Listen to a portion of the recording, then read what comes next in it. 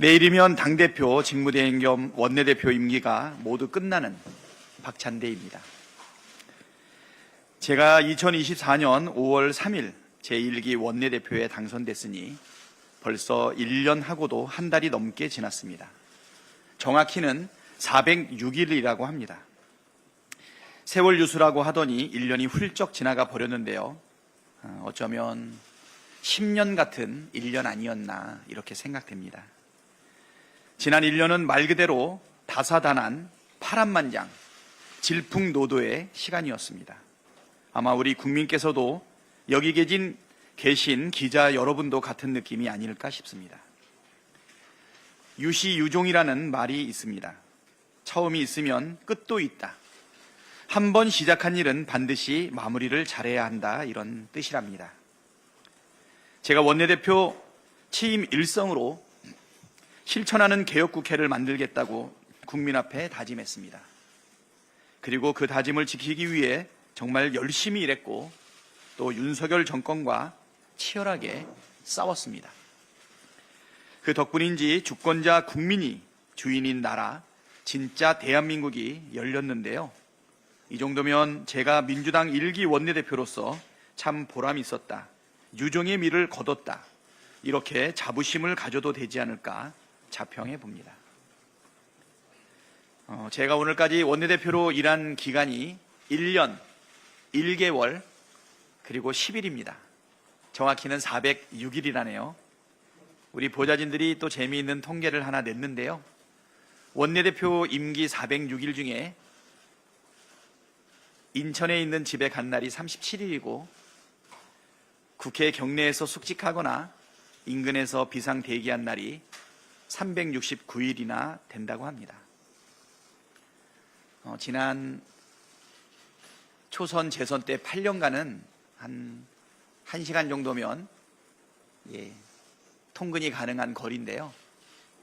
이번에는 원내대표를 수행을 하면서 정말 집에를 많이 못 간 것 같습니다. 가끔씩 지역구에 가게 되면 고향이 온 것 같은 그런 느낌이 좀 많이 듭니다. 그래서 국회에서 박찬대, 오늘도 국회에서 잔대라는 소문이 지금 돌고 있고요. 점을 뺐다는 소문이 지금 많이 돌고 있습니다. 제가 작년에 원내대표가 되자마자 전반기 원구성 협상을 시작했습니다. 당연히 제21회 총선 결과를 반영한 원구성 원칙을 대원칙으로 세웠습니다. 헌정사상 최초의 제1야당의 단독 과반 의석이라는 총선 민심은 윤석열 정권 오만과 독선의 국정기조를 전면 전환하라는 것이었습니다. 원내 지도부는 주권자 국민의 뜻을 받드는 책임국회를 만들자는 기조 아래 민주당이 법사위와 운영위를 맡음으로써 행정부 견제의 역할을 강력하게 수행하겠다는 의지를 관철해냈습니다.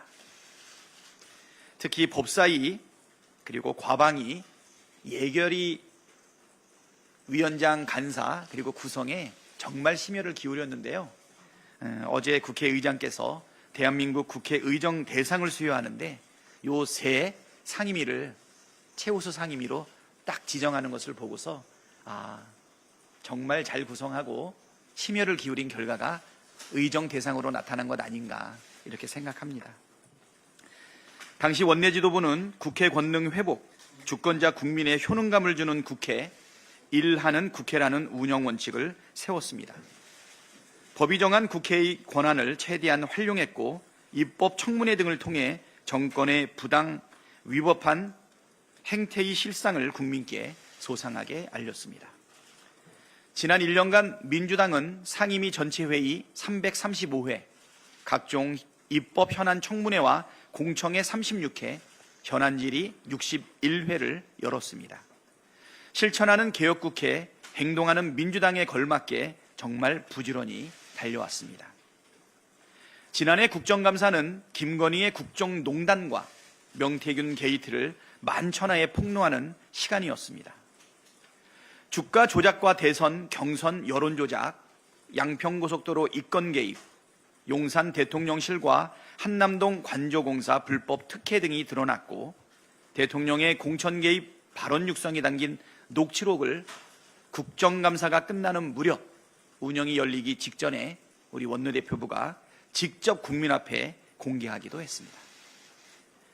국민의 규탄 목소리가 날마다 커지는데도 윤석열 대통령은 협치는커녕 일방적인 폭주를 이어갔습니다.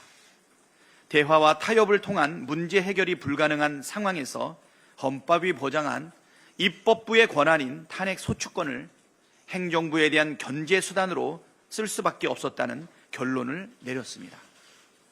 언론 자유를 탄압하고 위법한 방통위 운영을 일삼은 이동관, 김홍일, 이상인, 이진숙 등 방통위원장 4인에 대한 탄핵을 진행했고, 위법한 수사와 정치적 중립 의무를 위반한 검사 탄핵도 단행했습니다. 이 역시 국민의 준엄한 명령이었기 때문이었습니다. 윤석열 정권의 가장 큰 위협이 된 것은 바로 민주당이 줄기차게 추진한 특검 아니었습니까? 12.3 내란이 일어난 가장 큰 이유가 김건희 특검 때문이 아닙니까? 명태균의 입을 통해 자신들의 치부가 드러날 것이 두려운 나머지 명태균 구속 직후에 비상계엄을 선포한 것 아닙니까? 이번 주 화요일 이재명 대통령께서 마침내 내란 특검, 김건희 특검, 해병대원 특검 등의 3대 특검을 공포하였습니다. 작년부터 이어져 온 기나긴 투쟁의 성과를 마침내 거두었다고 생각합니다. 한편 국회 본연의 기능인 예산심사 기능을 회복한 것도 국회 선진화법 이후 처음 거둔 역사적 성과였습니다. 지난 정권의 부자감세 민생 포기 예산안을 바로잡고 쌈짓도 쓰듯 증빙도 없이 국회 설명도 없이 집행되던 권력기관의 특활비도 전액 삭감했습니다. 아마 당대표, 원내대표, 예결위원장, 예결위 간사 등 의원들의 지역구 예산 증액을 완전히 포기하고 기한 내에 예결위 심의를 마쳤던 유일한 사례가 아니었나 이렇게 생각합니다. 세법도 예산안도 국회법 범위 안에서 처음으로 의결한 순간이었습니다. 하지만 지난 1년 누가 뭐래도 가장 기억에 남는 일은 당연히 국민과 함께 국민의 명령을 받들어 대한민국을 지켜내고 정권 교체를 이룬 것입니다. 그래서 누가 제 원내대표 임기 1년을 한마디로 표현하라고 한다면 위대한 국민과 함께한 고난의 대장정, 아니 영광의 대장정이라고 말하고 싶습니다. 2024년 12월 3일 밤 윤석열의 비상계엄 선포, 국회 담장을 넘어온 190명 의원의 전원 찬성을 통한 계엄 해제, 12월 7일 윤석열 탄핵소추안 1차 표결, 108명의 국힘당 의원의 이름을 국민과 함께 한 명 한 명 호소했지만 투표 불성립이 이루어졌고, 12월 14일차 2차 표결에서는 재석 300명 중 204명의 찬성으로 탄핵안이 가결되었습니다. 12월 14일은 100만 명이 넘는 200만 명에 달하고 있는 시민들이 국회를 압박하고 여의도로 진군했던 그 순간은 지금도 감격적입니다. 모든 권력은 국민에게 있다는 것을 분명하게 보여주었던 12월 14일이었고 지금 생각해도 기적이라고 생각이 됩니다. 그리고 2025년 1월 15일 내란 사태 43일 만에 내란 속의 윤석열이 체포되었습니다. 한남동 눈밭에서 키세스 특공대, 여러분 기억나실 겁니다.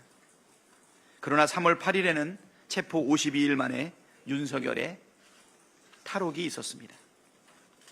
이후 국회와 광화문 광장을 12일간 100km가 넘는 도보 행진으로 오가며 파면을 촉구하며 비상행동을 한 달 내내 이어왔습니다. 그리고 마침내 내란 사태의 발발 123일째이자 위대한 국민의 빛의 혁명 123일째인 4월 4일 11시 22분에 헌법재판소의 윤석열 파면 선고, 그리고 6월 3일 이재명 대통령 당선까지 저뿐만 아니라 우리 국민의 생애 최고로 가슴 벅차고 진심으로 영광스러운 시간이었습니다.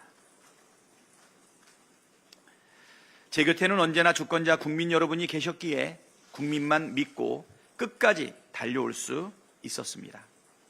이 역사적인 국민과의 함께한 시간들은 앞으로 제 삶의 지표로 가슴속 깊이 각인될 것입니다. 그런데 지금 돌이켜보면 윤석열의 파면은 필연이 아니었나 이런 생각이 듭니다. 제가 작년 8월 취임 100일 기자 간담회였는데요. 당시 방송사법을 포함해 벌써 19번째 거부권이 행사되던 때였습니다. 그때 제가 이렇게 경고했습니다. 국회가 의결한 법안을 계속 거부하는 것은 국회의 입법권과 헌법의 삼권분립 정신을 정면으로 부정하는 독재 선언이다. 대통령이 계속 국회와 국민을 무시한다면 파국을 맞을 수밖에 없다. 그런데 이 경고가 불과 몇 달 뒤에 현실이 되었습니다. 윤석열 파면의 원인은 너무나 명확합니다. 오만과 독선의 폭주를 멈추라는 국민의 엄중한 명령을 모조리 무시한 채 국민을 두려워하지 않고 국민을 배신했기 때문입니다. 민주당은 이제 이재명 대통령을 보유한 책임 있는 집권 여당이 되었습니다.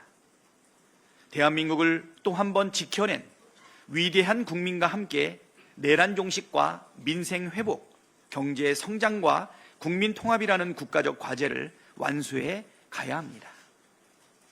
민주당은 주권자 국민이 주인으로 우뚝 서는 나라, 국민 모두가 함께 잘 사는 대한민국을 건설하는 듬직하고 유능한 여당이 돼야 합니다.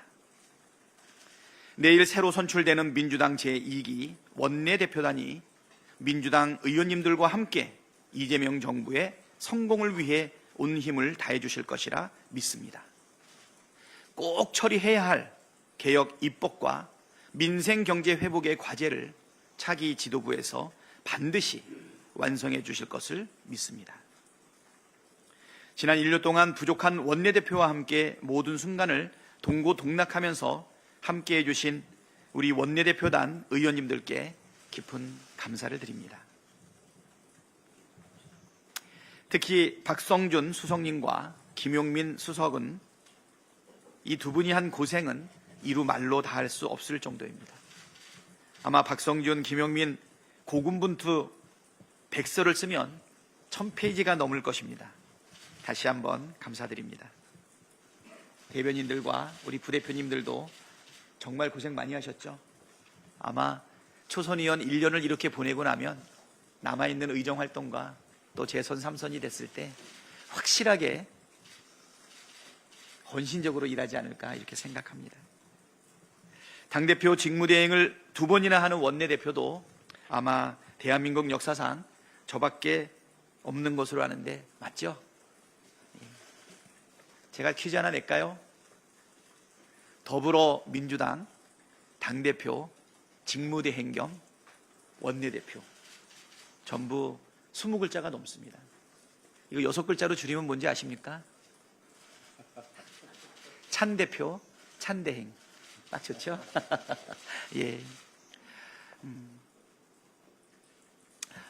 이제 이재명 당대표를 대신해 중책을 수행하느라 고생도 많았지만 그만큼 보람도 컸습니다. 그리고 당대표 취재하랴, 원내대표 취재하랴, 지난 1년 내내 고생하시고 오늘도 이 자리를 함께해 주신 우리 언론인 여러분께도 거듭 감사를 드립니다. 대선 기간을 포함해서 민주당을 출입했던 많은 기자분들이 또 대통령실로 지금 나가 계시는데요. 그곳에서도 많이 고생할 것이라고 생각되는데 이 자리에 안 계신 그분들께도 감사하다 말씀드리겠습니다. 제가 지난 1년 울컥했던 순간이 몇 번 있는데 오늘도 뭔가 감개무량하고 감정이 북받치네요. 아까 말씀드릴 때 12월 14일 날 탄핵소추 2차 의결 때 1차 불성립을 보고 100만 명 이상의 200만 명에 달하는 우리 시민들, 주권자들이 여의도로 진군하고 그 다음에 국회를 명령했던 그 장면만 생각하면 늘 울컥한 것 같습니다. 어디 그뿐만입니까? 계엄 해제의 그 순간, 또 12월 7일, 12월 14일이 될 때까지 국회 담장을 지키겠다고 차가운 아스팔트와 콘크리트에 아무런 월동 준비 없이 맨바닥에 앉아서 국회 정문을 지켜주었던 그분들 잘 계신지 새벽 3시, 6시에 나가서 때로는 대문에 대롱대롱 매달려서 그분들과 소통했던 그 순간들, 그리고 윤석열 체포를 외치면서 한남동에서 알루미늄 판막 하나 뒤집어 쓰고 있었던 그 우리 시민들, 헌법재판소로 진군했던 우리 시민들, 마침내 파면 결정을 받아내고 사법부의 구태타까지 막아냈던 우리 국민들을 생각을 하면 정말 가슴이 벅찹니다. 우리 기자님들도 그럴 것이라고 생각이 됩니다. 앞으로 박찬대는 무엇을 할 것이냐 많이들 물으시는데요. 위대한 주권자 국민과 함께 유능한 이재명 대통령과 함께 우리 국민 모두가 함께 잘 사는 대한민국을 만드는 것이 저 박찬대의 꿈이라는 말씀으로 가름하고자 합니다.